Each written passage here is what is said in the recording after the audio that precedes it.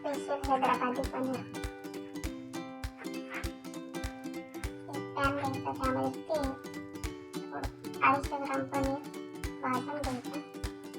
Fry झाल्यानंतर पनीर, त्यामध्ये कांदा, हिरवी मिरची, लसूण, अद्रक टाकून कोथिंबीर, पालक आणि थोडासा पुदिना टाकून मिक्स करून घ्यायचा.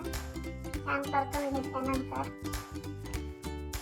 मिक्सरच्या भांड्यामध्ये टाकून बारीक पेस्ट करून घ्यायची.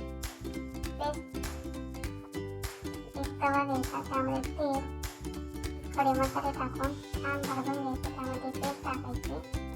पेस्ट टाकून 10-15 मिनिट मस्त फ्राय करून घ्यायचं. झाकून ठेवायचं 5 मिनिट. आणि दही, खडे मसाले, गरम मसाला, धने पावडर, हळदी पावडर, लाल मिर्च, जिरे पावडर, मीठ, स्वादानुसार मीठ टाकायचं आणि मिक्स करून त्या पेस्टमध्ये थोडंसं पाणी टाकून त्यामध्ये दह्याचे बेटर टाकायचं.